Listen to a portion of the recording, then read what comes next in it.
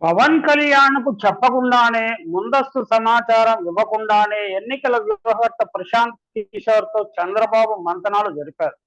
చర్చలకు రాజకీయ భాగస్వామి అయిన తనను పిలవనందుకు పవన్ కళ్యాణ్ ఎంతో నొచ్చుకున్నట్లుగా ప్రచారం జరుగుతోంది. చంద్రబాబు తెలుగుదేశం పార్టీ క్లిష్ట పరిస్థితుల్లో ఉన్నప్పుడు తాను పారదర్శకంగా రాజమండ్రి సెంట్రల్ జైలు వద్దకు వెళ్లి దేశంతో పొత్తు గురించి ప్రకటించారని పవన్ కళ్యాణ్ సన్నిహితుల వద్ద గుర్తు చేస్తున్నారు. ఆయన అప్పట్లో కొంత భావోద్వేగాన్ని కూడా ప్రదర్శించారు. అది నటన లేకపోతే నిజంగానా అన్నది మనం చెప్పలేం. కానీ తెలంగాణ ఎన్నికల్లో జనసేన వైఫల్యం తరువాత చంద్రబాబు వైఖరిలో స్పష్టమైన మార్పు కనిపిస్తోంది. ఆంధ్రప్రదేశ్‌లో సీట్ల బేరసారాల విషయంలో చంద్రబాబు చాలా మొండిగా వ్యవహరిస్తున్నారు. మరోవైపు కాపు సామాజిక వర్గం పవన్ కళ్యాణ్ తమ కుల గౌరవాన్ని దెబ్బతీశాడని మండిపడుతున్నారు. 2009లో ప్రజారాజ్యం ప్రస్థానం ప్రారంభమైనప్పటి నుంచి కాపు సామాజిక వర్గం రాజకీయ యాత్ర ఒడిదుడుకులతోనే సాగుతోంది. ప్రజారాజ్యం 2009లో చిరంజీవి, పవన్ కళ్యాణ్ సోదరుడు చిరంజీవి ప్రారంభించిన విషయం తెలిసిందే. తిరుపతిలో అత్యంత భారీగా బహిరంగ సభను నిర్వహించి ఇక అధికారం తమదేనని పగటి కలలు కన్నాడు. డబ్బున్న వారిలో రాష్ట్ర వ్యాప్తంగా డబ్బున్న వారిలో, దేశవ్యాప్తంగా డబ్బున్న వారిలో ఆశలు రేకెత్తించారు. రేకెత్తించడం వల్ల ప్రజారాజ్యం టిక్కెట్ల కోసం ధనవంతులు ఎగబడ్డారు. వారి వద్ద కొంతమంది డబ్బులు వసూలు చేశారని పార్టీకి విరాళాలుగాను, లేకపోతే టిక్కెట్ ఇచ్చినందుకు ఇంత మొత్తాన్ని ప్రచారం ఖర్చు కింద ఇంత మొత్తాన్ని వసూలు చేశారని, ఆ వసూళ్లన్నీ భారీగా జరిగాయని 500 కోట్ల నుంచి 700 కోట్ల వరకు ఇలా వసూలు చేశారన్న ప్రచారం తీవ్ర స్థాయిలో జరిగింది. అది ప్రజారాజ్యంకి దెబ్బతీసింది. నిజానికి దాని ఇమేజ్‌ని బాగా దెబ్బతీసింది. అది వాస్తవమా కాదా అన్నది ఇక భగవంతుడికే తెలియాలి. టిక్కెట్ కోసం డబ్బులు చెల్లించారు. అభ్యర్థులు బాహాటంగా చెప్పారు.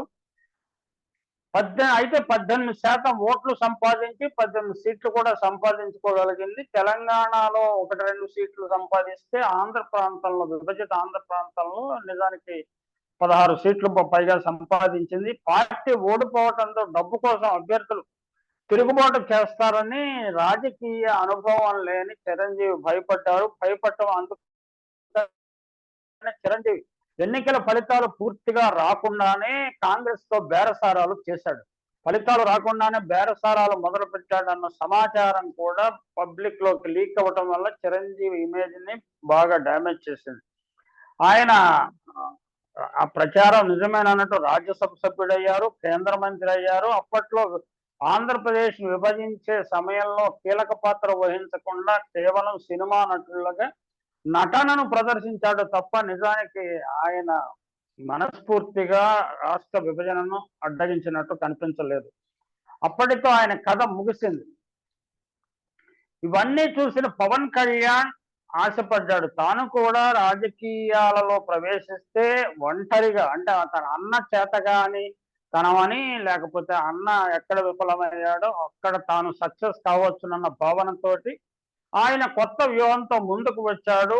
అన్న కంటే గొప్ప రాజకీయ వ్యూహకర్తనని ఆయన అంతటికి ఆయనే ప్రకటించుకున్నాడు. ఆయనే భావించాడు కూడా. రాజకీయ సభలో ఆయన కూడా భంగపడిన సూచనలు కనిపిస్తున్నాయి. తాజా పరిణామాలను పరిశీలిస్తే 2014లో పవన్ కళ్యాణ్ బోల్తా పడ్డాడు.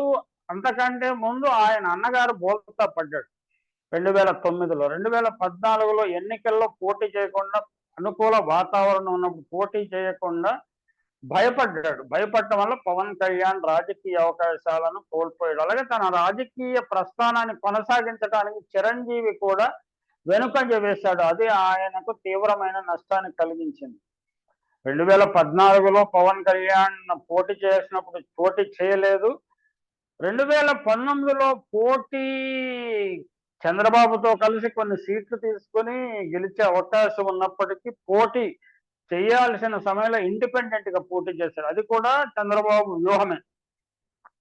2024లో కూడా చంద్రబాబు వ్యూహంలో మయసభలో పడి గిల కొట్టుకుంటున్నాడు పవన్ కళ్యాణ్. చివరకు అదే జరగబోతుంది. చివరకు పవన్ కళ్యాణ్కు ఆయన పిచ్చివాగుడే మిగులుతుందని ఆయన సన్నిహితులు కూడా భావించు భావోద్వేగానికి గురవుతున్నారు. తనకు రాజకీయ భవిష్యత్తు లేకుండా చేసుకుంటున్నాడు ఈ పిచ్చి మాలోకం అని కూడా వారు వ్యాఖ్యానిస్తున్నారు.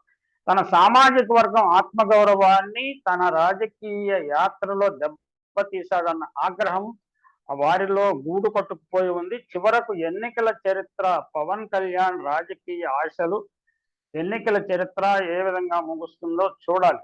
పవన్ కళ్యాణ్ ఎక్కడ నిలబడినా ఓడించడానికి చంద్రబాబు ప్రయత్నిస్తాడు, లోకేష్ బాబు ప్రయత్నిస్తాడు, జగన్ కూడా సహజంగానే ప్రయత్నిస్తాడు. ఈ రాజకీయ మయసభలో చివరకు అంటే రారాజుకు మయసభలో అవమానం జరిగినట్లు ఈయన కూడా అవమానం జరిగి రాజకీయాల నుంచి వైదొలుగుతాడా లేదా అన్నది చూడాల్సి ఉంది.